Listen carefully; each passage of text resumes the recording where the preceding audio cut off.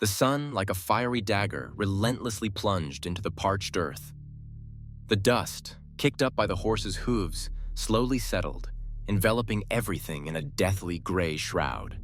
Far on the horizon, in the shimmering haze of the heat, the outlines of the Rocky Mountains appeared, like gigantic bones on display. Here in the heart of Arizona, where time dragged slowly and mercilessly, life was a harsh school, where each day was an exam in survival. Jacob, hunched under the scorching rays, sat on the edge of the cliff, his gaze fixed on the narrow path below. His face, etched with wrinkles, resembled a map of winding roads, laid down by long years of wandering and hardship. His hat, darkened by sun and dust, hung low over his eyes, hiding them from prying eyes. He slowly sipped from a cracked flask, moistening his parched throat, and waited. He had been waiting for several days patiently, like a hungry coyote stalking its prey. Behind him, in the shadow of the sparse bushes, 3 more were hidden. Samuel, a burly man with a bull neck and a perpetually gloomy gaze. Lily, a young woman with storm-cloud eyes and a determination sharp as a blade. And Mark, a youth whose face hadn't yet hardened under the wild's influence, yet whose eyes held a maturity born of experience. They all faced a test, and each knew the price of a mistake could be high. They were outlaws, not by choice, but by circumstance, driven into this life by fate's harsh hammer. The heavy hand of destiny, like a bone mallet, forged them from steel, tempering them in the furnace of need and despair. Their plan was simple: ambush the golden caravan. Rumor had it would be easy pickings, that there were thousands, if not tens of thousands of gold coins to be had. Wealth that could be carried away, that could pull them from poverty, that could give them a new life. Jacob, an old wolf with gray strands peeking from under his hat, didn't believe in easy gains. He knew that every gold ingot had its price, and not always in coins. Time dragged on, unbearably slow. The sun relentlessly descended, painting the sky in crimson hues, as if foretelling blood. Birds, weary from the day's heat, sought refuge in the shadows of the trees, falling silent in anticipation of something ominous. Jacob pulled out his old, worn watch, which showed 5 minutes until 6 in the evening. Only the steady hum of insects and the crunch of dry twigs beneath Jacob's feet broke the silence, echoing in the crisp air. Finally, in the distance, like a mirage shimmering in the heat, movement appeared. A cloud of dust, gradually expanding, signaled the approach of a caravan, much like a sandstorm heralding a storm. Jacob gave a nearly imperceptible signal, and his men, like frozen statues, tensed, ready for a fight. Their hearts beat in unison, counting down the moments until the inevitable clash. The foreboding of a coming battle coiled around their souls like an icy serpent. The caravan drew closer, becoming ever more distinct. Heavy wagons, laden with gold, moved slowly but surely along a narrow, winding path. Around them, armed men sat, warily surveying their surroundings. These weren't mere guards, but battle-hardened warriors, in whose eyes one could read years spent on the battlefields and experience measured by hundreds of battles. Jacob felt something cold, like an icy hand, slide down his back. This convoy was vastly different from what they had anticipated. He raised his hand, giving the order to attack. Like wild beasts, Samuel, Lily, and Mark sprang from their hiding places, brandishing revolvers and screaming battle cries. A brutal firefight erupted. The first shots, like thunder, shattered the ringing silence. Bullets whistled through the air, tearing into bodies, causing men to fall dead. Jacob, crouching low to the ground, fired with incredible accuracy, striving to hit his enemy. Samuel, ferocious as an enraged bear, charged at the foes, crushing everything in his path. Lily, like an incorporeal phantom, glided across the battlefield, sowing death with her precise shots. Mark, despite being only 15 years old, fought bravely, his eyes burning with a thirst for victory. But the caravan's guards proved to be far better prepared than anticipated. These men were excellently armed, coordinated in their actions, and matched the attackers in ferocity. The defenders stood their ground, unwavering, like statues carved from granite, yielding to no assault. Jacob saw his men falling, struck down by bullets one by one. He realized that an easy victory was not in the cards. In the thick of the fierce battle, he noticed one of the guards, a tall, sinewy man with cold, gray eyes, taking aim at Lily. Jacob, without hesitation, raised his weapon and fired. The bullet found its mark, striking the guard squarely in the chest, sending him crashing to the ground. Jacob felt a pang of conscience, but there was no time for sentimentality now. He had to protect his people at any cost. The fight raged on, but the sun relentlessly dipped toward the horizon, painting the battlefield in crimson hues. Blood-red shadows stretched long, crawling across the wounded earth, while the wagons laden with gold remained untouched, out of reach for the weary warriors. Jacob, feeling his strength waning, knew it was time to retreat. He gave the signal, and his men began to withdraw. Leaving behind the dead and the wounded moaning in pain, they slowly retreated. Samuel, with a grievous wound in his shoulder, could barely lift his leg, yet the fury in his eyes propelled him forward. Lily, her face contorted with rage, hauled him along, preventing him from collapsing. Beside them, trembling with fear and mortal exhaustion, Mark stumbled along, helping them as much as his strength allowed. Jacob brought up the rear, his gaze sweeping the battlefield, shielding his companions from the impending danger. When they finally reached cover, Jacob surveyed his companions. Samuel was severely wounded, his pale face twisted in a grimace of pain. Lily, pressing her hand to her shoulder where a wound gaped, looked utterly spent. Mark, however, was in shock, his eyes wide and his gaze vacant. They had lost not only the hope of riches that had shone so brightly in their dreams, but also several comrades who had fallen in the fight. Triumph had turned into a crushing defeat, and the golden dream had become bitter disappointment. "We have to get out of here," Samuel gasped, barely suppressing a groan as he clutched his wounded arm. "They will be searching for us," Jacob stated. "Where shall we go?" Lily whispered, struggling to hold back her tears. Her voice trembled, betraying the terror she felt. Jacob looked at his companions. In their eyes, he saw fear, deep pain, and chilling despair. He witnessed their broken hearts, their shattered hopes, and the fading colors of the world around them. He keenly felt his responsibility for those who followed him. He, himself, had drawn them into this dangerous affair, and now he was obligated to find a way out of the situation. "We simply have no other choice," Jacob said firmly. "We must stick together, shoulder to shoulder. We must survive, no matter the cost." Night descended upon them, enveloping them in its dense, impenetrable veil. Around them, a dead silence reigned, broken only by the muffled groans of the wounded Samuel and the soft whisper of the wind, as if murmuring about the trials to come. That night, they felt abandoned and alone, more than ever before. Failure dogged their heels, like a cruel fate, and their souls were wounded by grief and fear.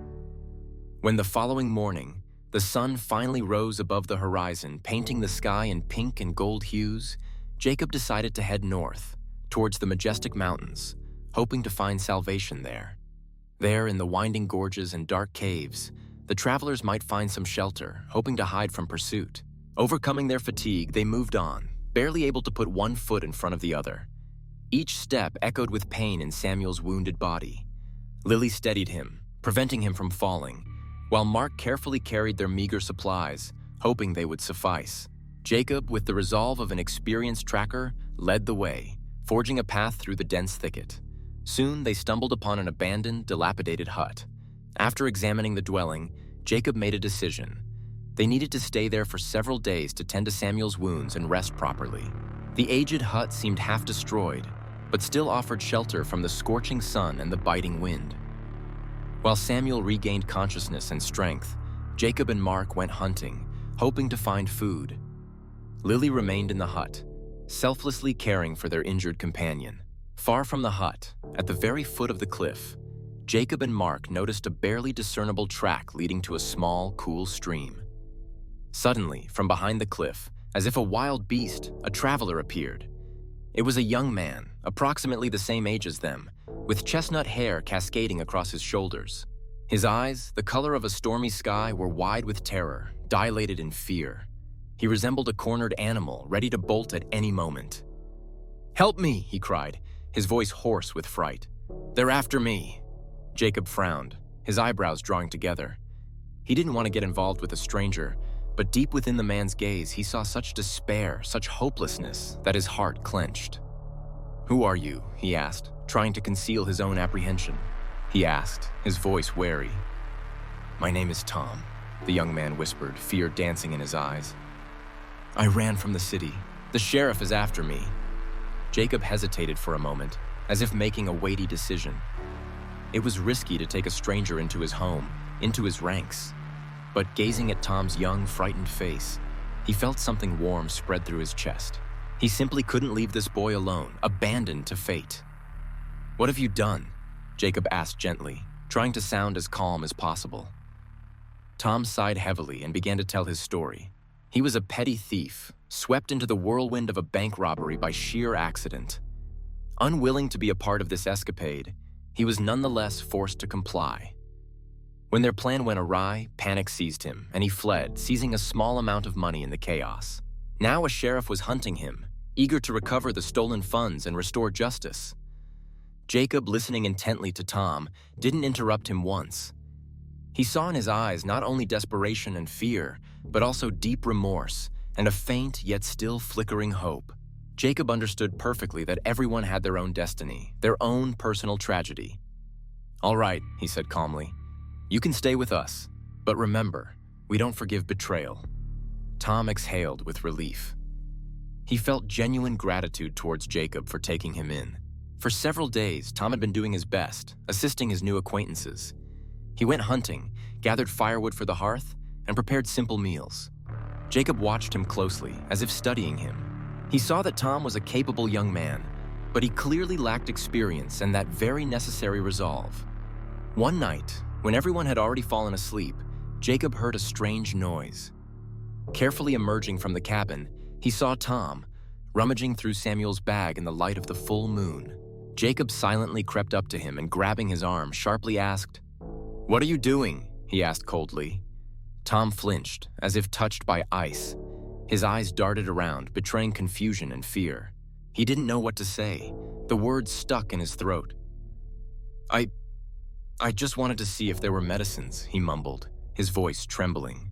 With a sharp movement, Jacob snatched the bag from his hands and emptied the contents onto the ground. Bandages, medicine vials, and a meager supply of provisions spilled onto the dusty earth. But Jacob's gaze, sharp as a bird of prey, immediately noticed the missing item.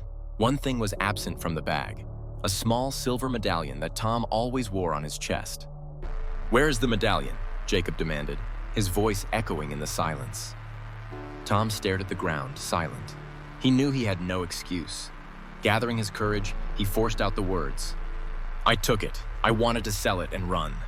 Jacob felt his insides twist, his anger flaring. He felt betrayed, as if a knife had been plunged into his back.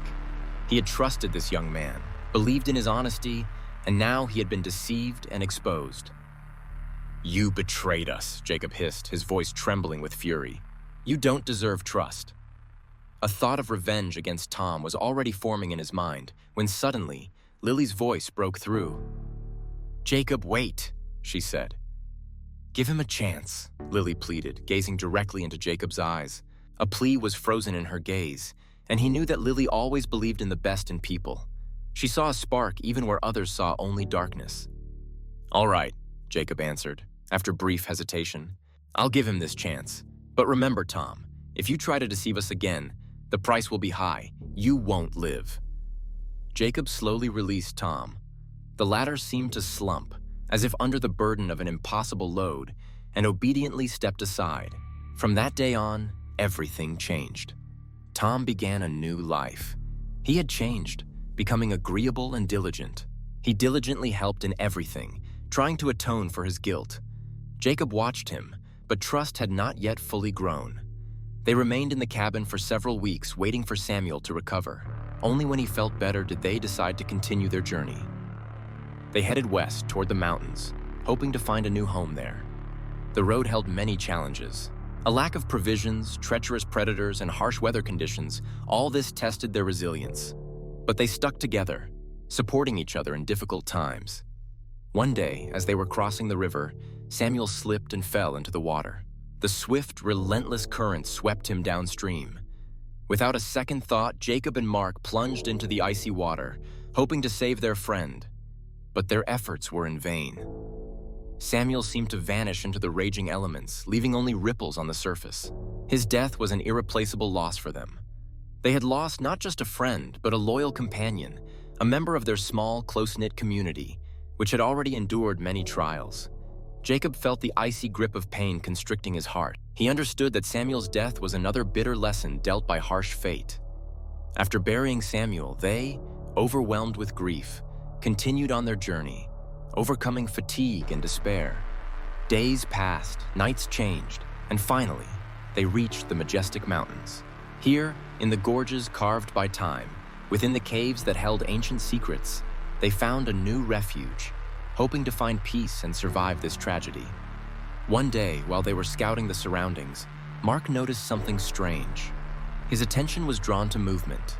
Several armed men were stealthily making their way through the gorge.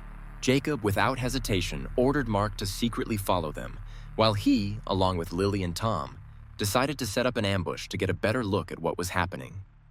It soon became clear that these were the very guards of the Golden Caravan who had ambushed them.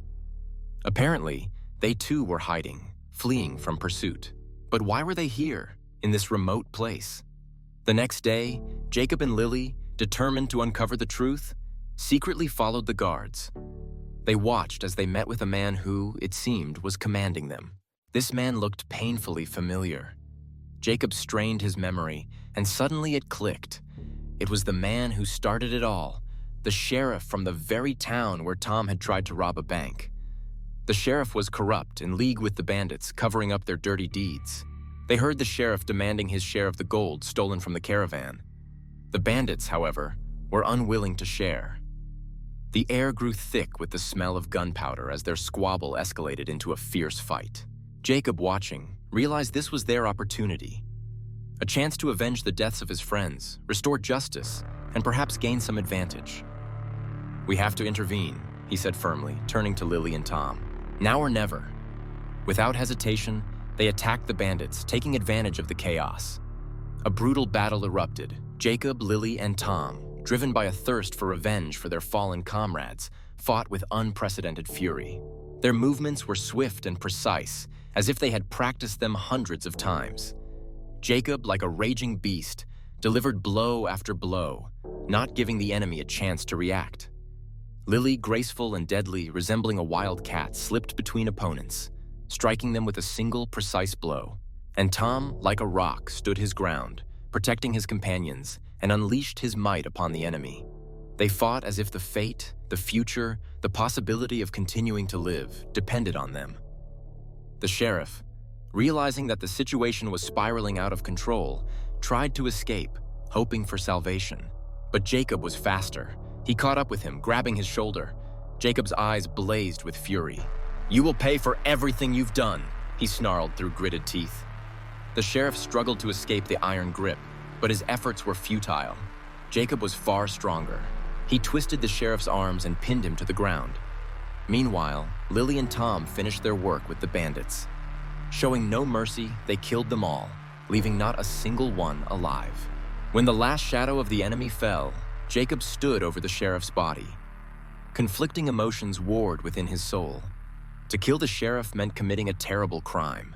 He hesitated, weighing the pros and cons. But he knew this man deserved death. Rage boiled within Jacob, yet cold calculation prevented his emotions from taking over. He shifted his gaze to Lily, searching her eyes for confirmation. She nodded, a faint, sad smile touching her thin lips. "Do it, Jacob," she whispered, her voice like the gentle rustle of leaves. Jacob took a deep breath, gripping the steel revolver in his hand.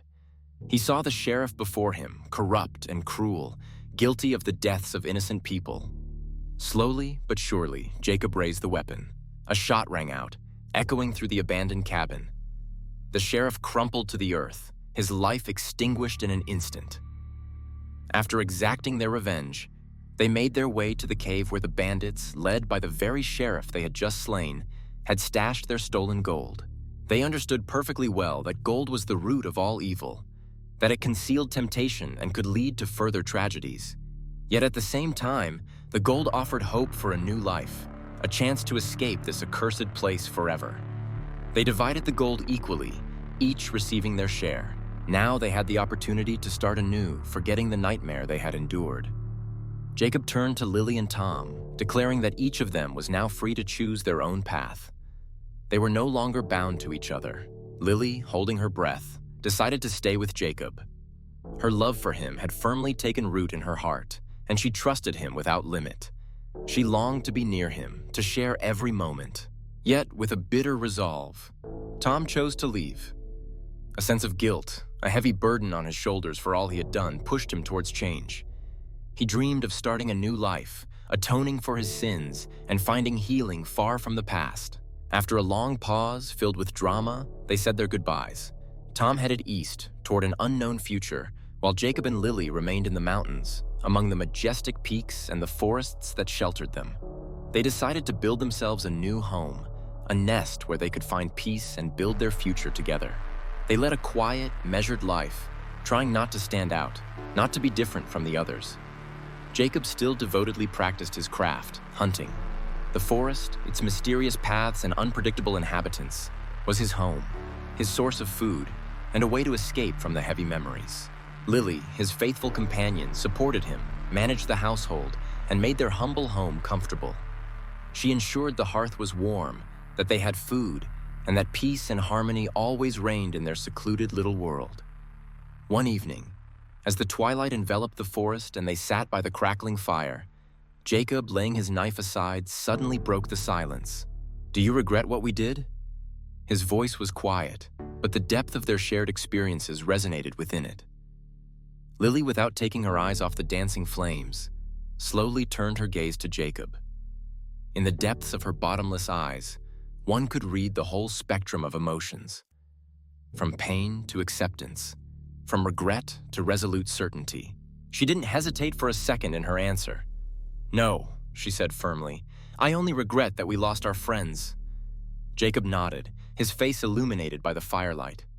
He too felt that aching pain of loss, that emptiness gaping within their hearts, as if a piece of their souls had been torn away. "We must remember them," he whispered, his voice laced with barely concealed sorrow. "We must live our lives in such a way that they, wherever they are, can be proud of us." They embraced, feeling the warmth and support of each other. In that moment, the world seemed to cease to exist, leaving only them and their shared memories. They knew their journey was far from over. Ahead lay many trials, difficulties, triumphs, and setbacks. But they were together. Their hearts were filled with love, and this gave them the strength to carry on no matter what. Many long years passed. Jacob and Lily aged, transforming into elderly people.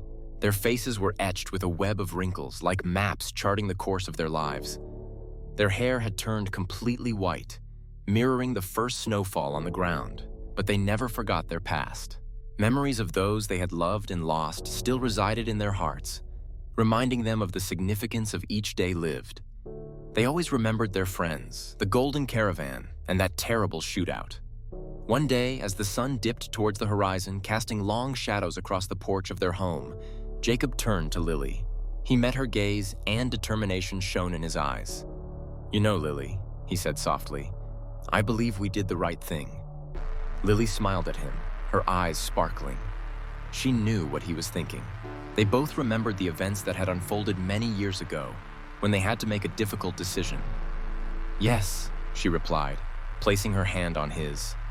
"We did everything we could." They looked at each other, tenderness and deep affection reflected in their gazes. Love, respect, and complete understanding shone in their eyes. They had been through so much, through pain, loss, and doubt, but they remained together, overcoming all adversity. And now, sitting on the porch of their home, having endured so much, they were truly happy.